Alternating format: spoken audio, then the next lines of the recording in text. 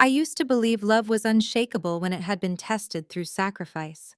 That if you stood beside someone through their darkest storms, through sleepless nights and endless bills, that devotion would bind you together forever. But I was wrong.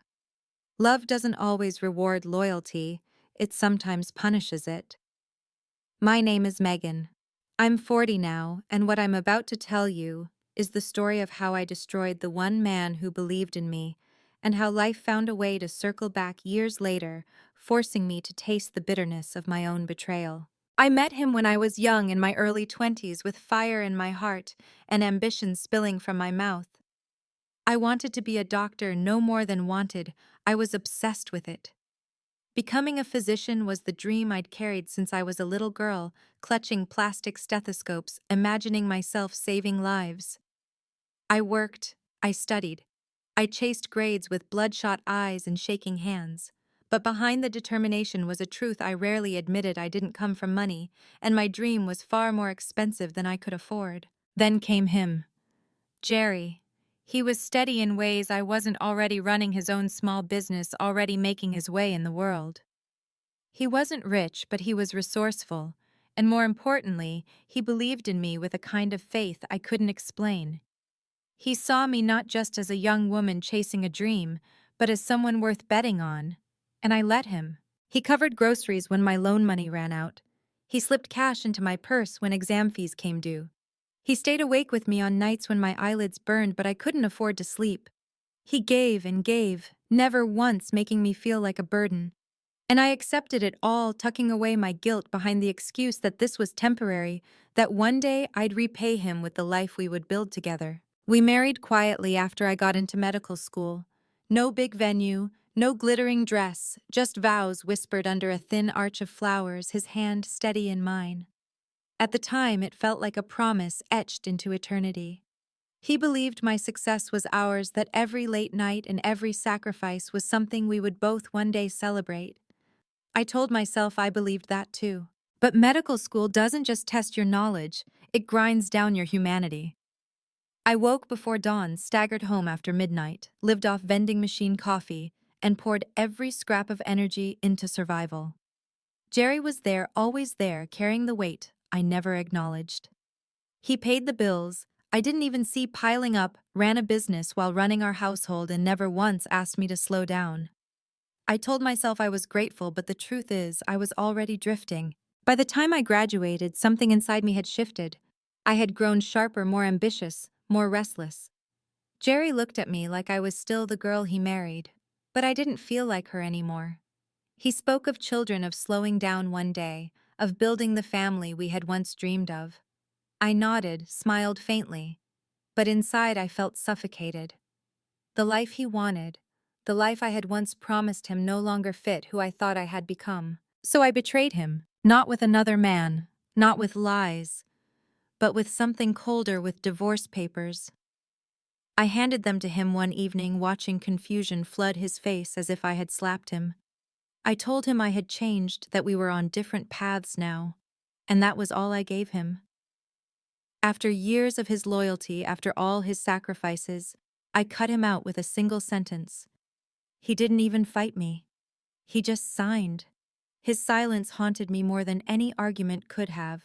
For a while I told myself it was the right decision. I was free. I was a doctor now, carving out a life that was mine alone. I convinced myself that Jerry had simply been part of my before, a stepping stone on my journey. But life has a way of humbling those who mistake selfishness for strength. Because 10 years later, the circle came back. 10 years. A decade of silence between us.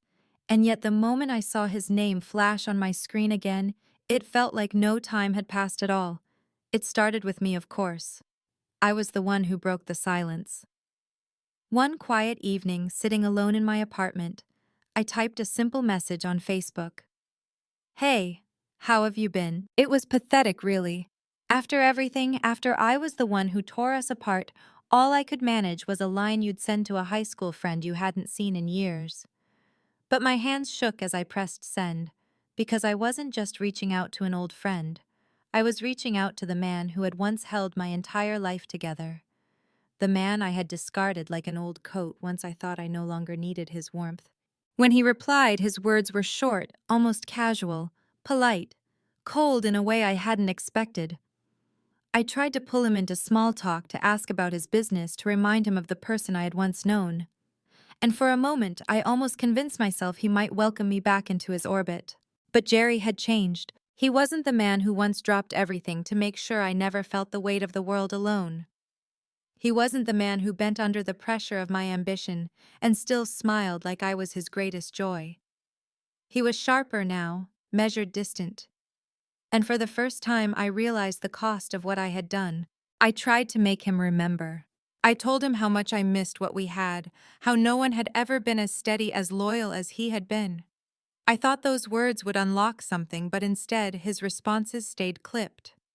And then when I tried to hint at why I thought he never remarried, I received a blow I wasn't ready for. "You assumed wrong." That was all he said. 4 words that shattered my delusion. Because I had assumed, hadn't I? Deep down, I had believed that maybe he had waited, that maybe his refusal to marry again meant I was the great love he couldn't let go of. But the truth was harsher. He had moved on.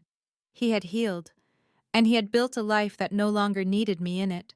That was when panic began to set in. Because the life I had chased after leaving him wasn't the dream I had imagined. Yes, I became a doctor. Yes, I built a career that was supposed to give me everything. But what no one tells you is that success feels emptier when you come home to no one. I dated men who dazzled with charm and money, men who treated me like a conquest rather than a partner. I thought I was choosing better. I thought I was trading up. But in the end, I was discarded by them the same way I had discarded Jerry.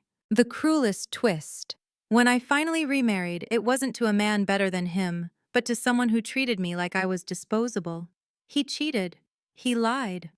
And when the marriage ended, I was the one paying him alimony, shackled to a betrayal I couldn't escape. Karma doesn't always come loud. It comes quietly, with contracts and court orders that remind you every month of the mistake you made. So when I reached back out to Jerry, it wasn't just nostalgia. It was hunger. Hunger for the stability I once had, for the man who had stood beside me without question, for the safety I foolishly believed I could replace. But Jerry was no longer the man who existed to keep me afloat.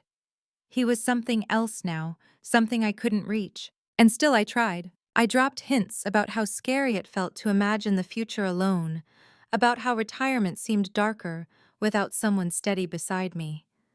I wanted him to see me, to remember that I was once the woman he believed in. But the more I spoke, the clearer it became. He wasn't reaching back. He wasn't the man waiting for me at the finish line. He was the man who had left me behind without looking back. I thought if I pushed just a little harder, if I peeled back the years of silence, I could break through. So I tried. I messaged him often, sometimes casually, sometimes with desperation hidden between the lines. And to my surprise, he didn't slam the door shut. He let me talk. He let me believe there was a chance. I clung to every short reply he gave me. A "maybe we could talk soon." A "been busy, but I'll get back to you." Those fragments fed me more than I want to admit. They kept me awake at night, replaying our history like an old film reel, searching for signs that the love we once had still lingered in the corners of his heart. But there was something about his tone, something I couldn't name then, that should have warned me. He wasn't welcoming me back. He was mirroring me, playing my game. The same way I once dangled love in front of him, consumed by my career, expecting him to wait on scraps, he was now giving me just enough to keep me chasing. And I chased. Every day I told myself I was getting closer, that if I reminded him enough of what we had, he'd soften. I imagined him lonely, imagining me regretting the years apart. I built a fantasy in which I was still the center of his story. But the truth, I wasn't. He had someone else. I didn't know it at first, but I felt it in the way his distance was so calm, so sure. Only a man who was already loved by someone steady could respond with such quiet detachment. It was unbearable to imagine that while I was scrambling to win him back, another woman already held what I had once thrown away. And yet I didn't stop. I asked if he was with anyone. He dodged the question, saying things were complicated. That was enough for me to hope. I let myself believe that maybe there was still space for me, that maybe I was the crack in the door he was leaving open. But deep down, I think I knew he was only holding up a mirror, letting me see myself through his silence. For months, I let myself live in that illusion.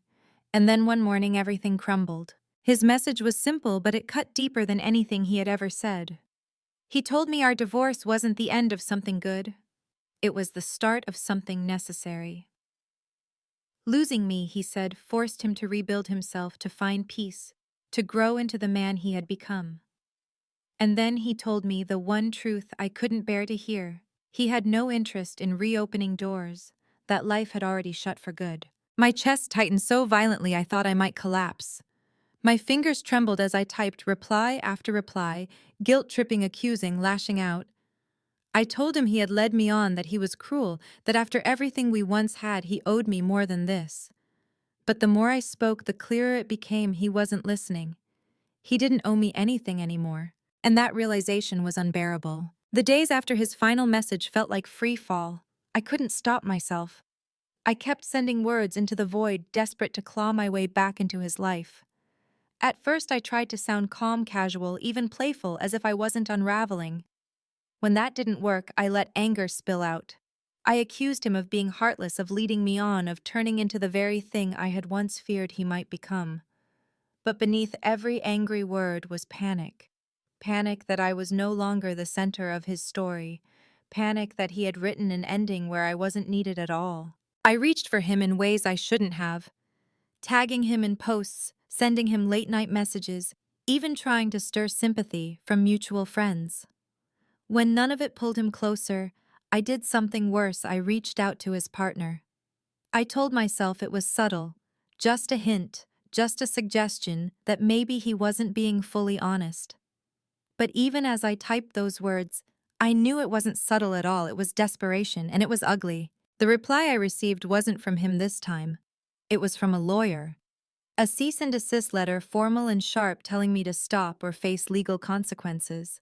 For the first time in years, I felt truly exposed. There was no warmth left, no flicker of the man I once knew. Only cold finality. And then he blocked me, everywhere. That was the end. I sat alone in my apartment, staring at the screen, realizing that I had become the very thing I once despised, pathetic, clawing, empty. 10 years ago, I walked out of his life believing I was destined for more. Believing he would always be there, waiting, a safety net I could return to when I grew tired of the world. But he wasn't waiting. He had rebuilt himself without me. And in my arrogance, I had mistaken his silence for longing, when it was really freedom. The cruelest part, life had already punished me long before his final rejection. The men I thought were upgrades treated me like disposable entertainment. The husband I chose after him betrayed me so completely that I ended up paying him alimony, a bitter reversal of everything I once thought I had gained. The irony was almost poetic. I left the man who gave me everything only to end up giving everything to a man who gave me nothing. Now when I look back, I see the truth I had been too blind to accept. Jerry wasn't weak for supporting me. He wasn't small for building his life around love. He was strong, strong enough to rebuild after I shattered him, strong enough to close the door when I came crawling back, strong enough to choose peace over chaos. And me, I am the one left haunted by what I threw away. If you've listened this far, maybe you know what it's like to make choices you can't undo. Maybe you've lost someone who deserved better than what you gave. My story isn't one of redemption, it's one of consequences. Love is fragile, and if you treat it like it will always be there one day, you will wake up to find it gone. So guard the people who believe in you. Cherish the ones who stand by you when you have nothing, because if you betray that kind of love, it won't wait for you forever. If this story touched you, please like, share, and subscribe. And tell me in the comments, do you believe people ever truly forgive betrayals like mine, or are some doors shut forever?